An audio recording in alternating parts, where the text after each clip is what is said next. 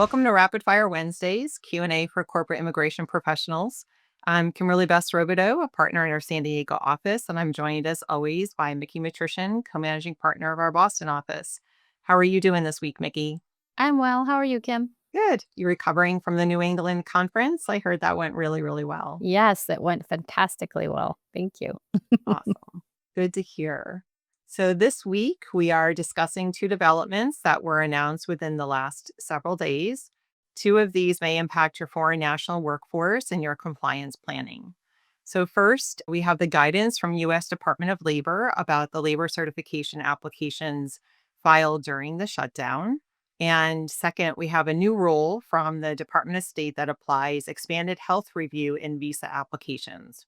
So these changes are very different and still have an impact on HR, global mobility, and immigration teams. All right, Nikki, let's start with the guidance from the U.S. Department of Labor. As background, the U.S. Department of Labor's Office of Foreign Labor Certification, which is also referred to as OFLC, suspended operations on October 1st, 2025, due to the federal government shutdown. Then on October 31st, OFLC announced that it was resuming operations, even though an appropriations bill was not yet enacted to fully reopen the federal government. Yeah, that was great news for HR and global mobility, and especially for the processing of labor condition applications for H-1B and H-1B1 and A3 petitions. And on November 5th, OFLC announced that it had created filing accommodations for employers that had been impacted by OFLC's suspension of operations between October 1st through October 31st. And OFLC stated that it will manually enter into flag all applications and correspondence received by regular mail, email, or commercial delivery service between October 1st and November 2nd. We anticipate it will take OFLC many months to complete the manual entry of all the applications and correspondence that they received. It is good news for HR and global mobility teams that OFLC indicated that the flag system will indicate the date of receipt and not the date of their manual entry into flag once the process is completed. It's also really important that OFLC indicated employers should not file duplicate applications in flag if such applications were sent to OFLC via mail.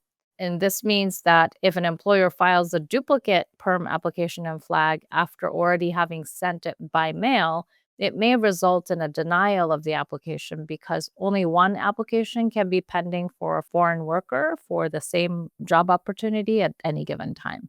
Yeah.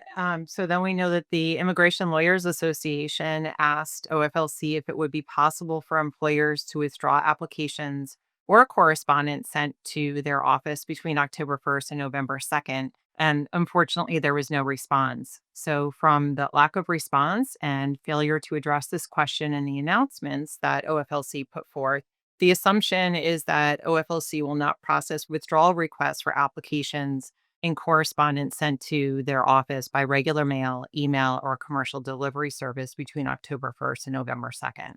So, Mickey, what about those situations where HR and global mobility teams did not send a PERM application to DOL via mail between October 1st and November 2nd, and the recruitment for those PERM applications had expired in the meantime? Yeah, if the employer's perm recruitment expired between October 1st and November 2nd, OFLC noted that the recruitment expiration date would be automatically extended by 33 days. So that 33-day period is based on the number of days that OFLC's operations were suspended because of the government shutdown.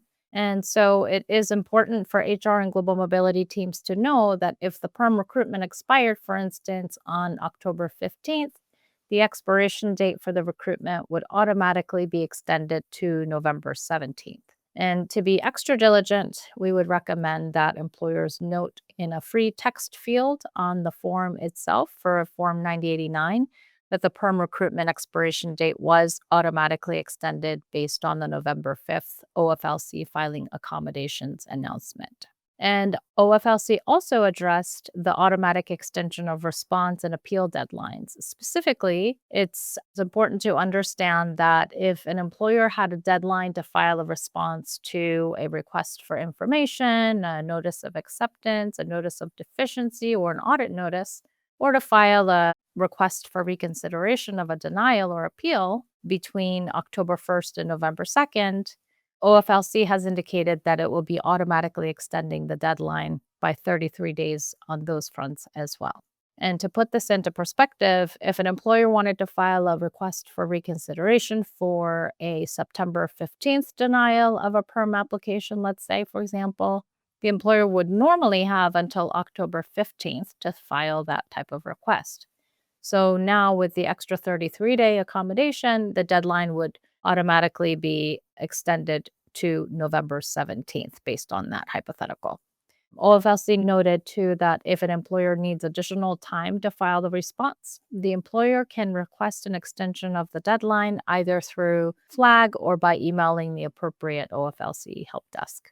And then finally, there are emergency filing procedures for H2A, H2B, and CW1 applications. OFLC has confirmed that employers who could not file those applications between October 1st and October 31st should now submit emergency filing requests in accordance with the procedure as outlined in the regulations. Yeah, Mickey, that's good news on the perm front.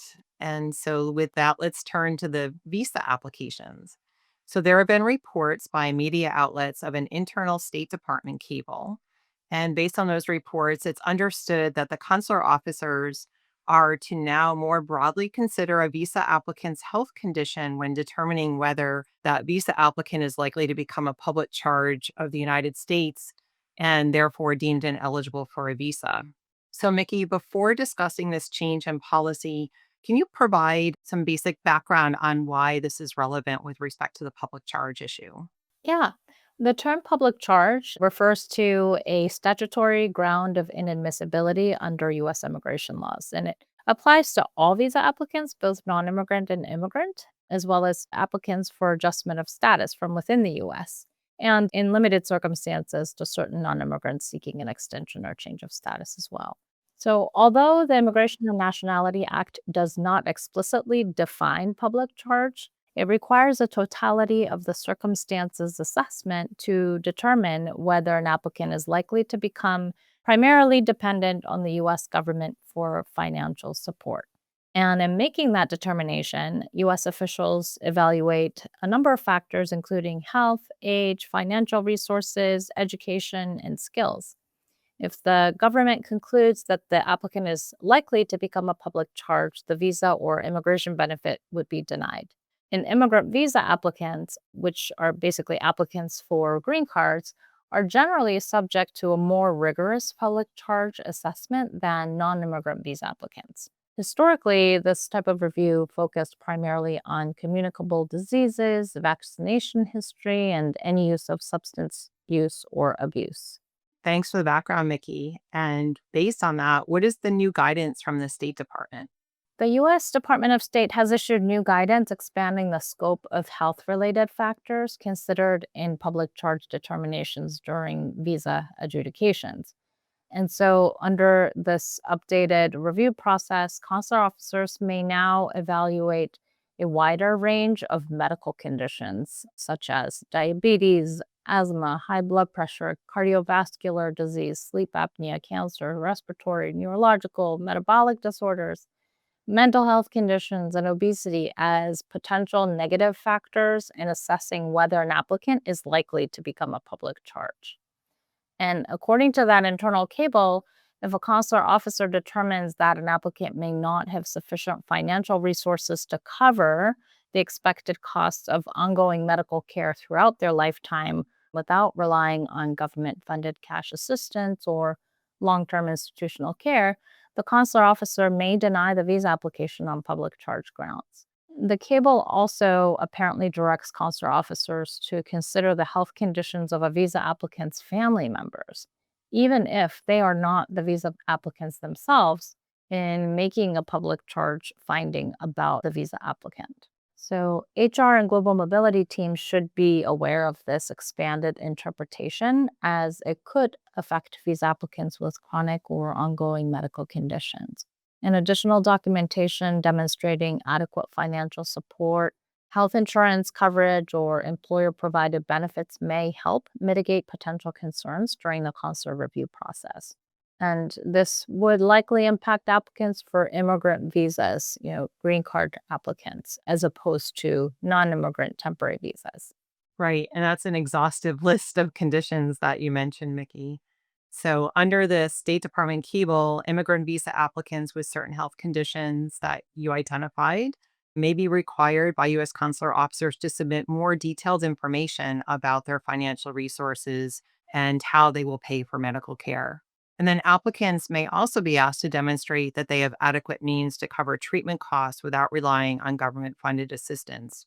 So, this could include providing evidence of employer provided health insurance or additional documentation outlining their overall financial stability. So, HR and global mobility teams should be prepared to assist impacted employees by ensuring that health coverage details and supporting financial documentation are readily available to support the visa application process.